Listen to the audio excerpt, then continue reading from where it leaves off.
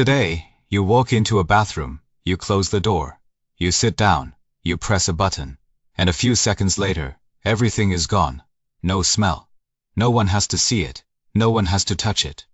No one has to think about it again. To us, that feels completely normal. But the most remarkable thing about a modern toilet is not that it is clean, white, or convenient. It is that it makes us forget something very basic. Human waste does not disappear. It only moves somewhere we do not have to see. But for most of human history, that button did not exist.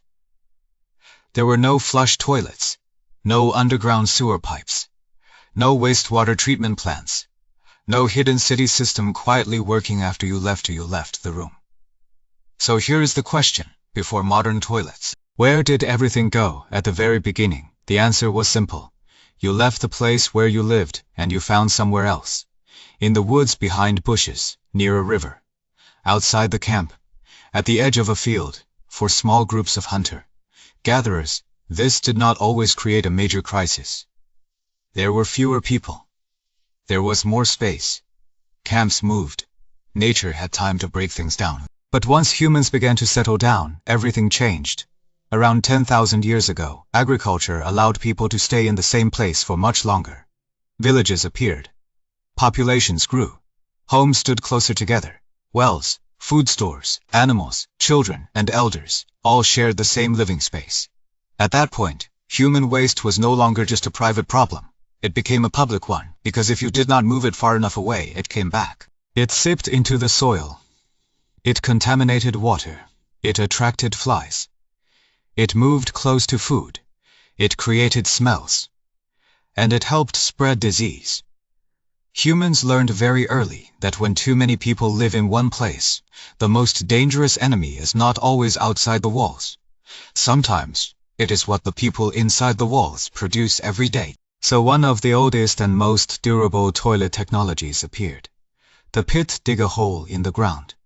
Use it. Cover the waste with soil. And when the pit filled up, close it and dig another one. The logic was simple. Put the waste underground. Move it away from your feet. Reduce the smell. Stop people from living directly on top of what they had just produced. It was primitive, but not stupid. In fact, versions of pit toilets are still used in many parts of the world today because they are cheap, simple, and do not require complex plumbing. But they come with a dangerous weakness. If the pit is too shallow, the smell escapes. If it is too close to a water source, waste can seep into a well. If the population is too dense, the pit fills quickly, and if nobody manages it properly, the land around a village can become a hidden ring of contamination. Then came cities, and cities made the problem much worse. The greatest strength of a city is that it brings many people together. The greatest danger of a city is also that it brings many people together. Thousands of people. Tens of thousands. Eventually hundreds of thousands. All eating, all drinking, all producing waste every single day. Without a system to move that waste away, a city could become a giant machine for disease. Some ancient civilizations understood this surprisingly well. In the Indus Valley, cities like Mohenjo-Daro had wells, bathing areas, drains, and wastewater channels that carried dirty water away from living spaces. This tells us something important. Civilization is not just the ability to build houses. It is also the ability to decide where the dirty water goes. Ancient Rome also developed famous public toilets and drainage systems. In some Roman public latrines, people sat side by side on rows of stone seats. Beneath, flowing water helped carry waste away. That sounds advanced. And in some ways it was. But do not imagine a modern bathroom. There was little privacy. People may have sat next to each other talking. The smell did not magically vanish.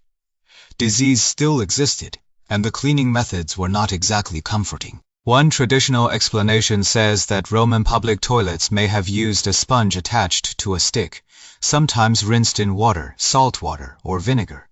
Some scholars debate exactly how that tool was used. It may have been for personal cleaning. It may have been more like a toilet brush. Either way, it reminds us of one thing. An ancient public toilet was not a clean modern restroom. It was a system for moving the problem farther away. And that is one of the biggest ideas in the history of toilets. For most of history, dealing with waste often meant moving it, from inside the house to outside, from the yard to the street, from the street to the ditch, from the ditch to the river, from the center of the city to the edge of the city. The waste did not disappear. It just changed location. In many medieval and early modern European cities, the waste systems simply could not keep up with the density of people. Many households used chamber pots. At night, instead of going outside, people used a ceramic pot, wooden bucket, or metal container inside the room. The next morning, they had to empty it.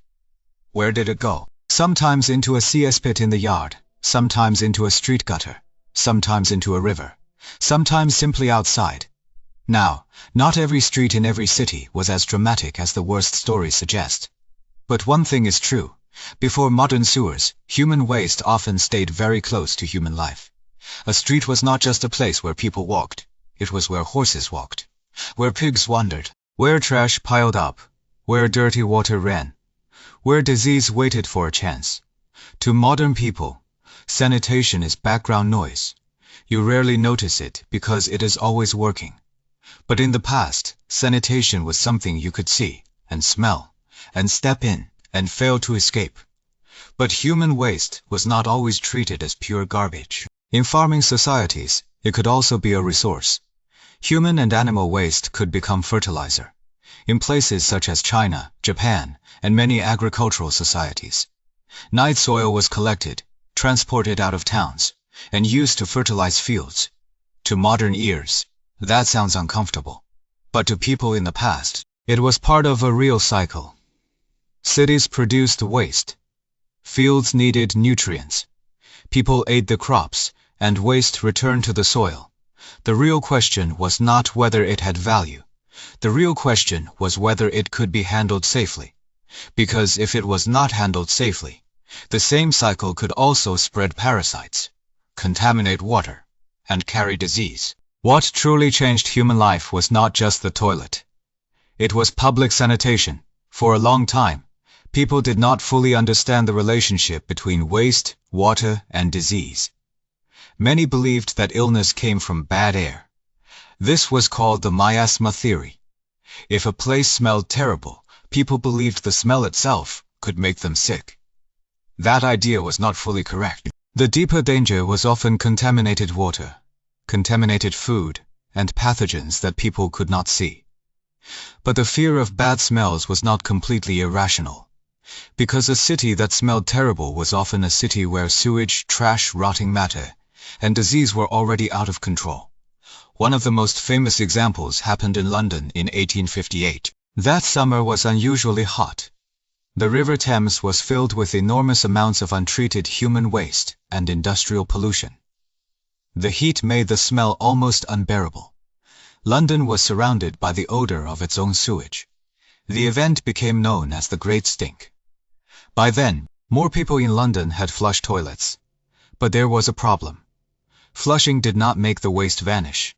It simply moved the waste faster into the Thames. The river had become the city's open sewer. The smell became so bad that it affected the work of Parliament. Curtains near the river were reportedly soaked in chloride of lime in an attempt to block the odor. At last, London had to face the truth. A city cannot just have toilets. It needs a system that actually carries sewage away. Engineer Joseph Bazalgette helped design and build a massive sewer network for London. The system used large intercepting sewers to move wastewater away from the most crowded parts of the city and toward downstream outlets. It was one of the great turning points in the history of urban sanitation. But it was not a glamorous invention. It did not shine like electric light. It did not move like a train. It did not speak like a telephone. It was buried underground, dark, wet, silent. And it helped save the modern city, because the true miracle of the modern toilet is not the white porcelain bowl. It is the invisible system behind it. Pipes, slopes, water seals, sewage treatment, city planning, public health laws, maintenance workers, engineers, taxes, regulations. Every flush is a giant hidden machine working on your behalf. Even the flush toilet itself took centuries to become reliable. In the 16th century, the Englishman John Harrington designed an early flushing toilet. In the 18th century, Alexander Cumming patented a flush toilet that used an S-shaped trap. That curved pipe mattered. After a flush, it left a small amount of water sitting inside the pipe, creating a seal. That water seal helped stop sewer gases from coming back into the room. It was a simple shape with a huge consequence. It helped separate the world inside the house from the world beneath the house. So when we ask, before toilets, where did everything go? The answer is not one place. It went to many places, into forests, into pits, into cesspools, into chamber pots, into street gutters, into rivers, into fields, into sewers, and eventually, into wastewater treatment systems. The history of human waste is not a simple story of dirty people becoming clean. It is a story of visible filth slowly becoming an invisible system. In the past, waste was beside you, in the yard, in the street, in the water, in the air, near the food. Today, it still exists, but engineering, city planning, and public health have pushed it behind the scenes. That is one of the easiest parts of modern life, to forget. We think civilization means skyscrapers, cars, the internet, and smartphones.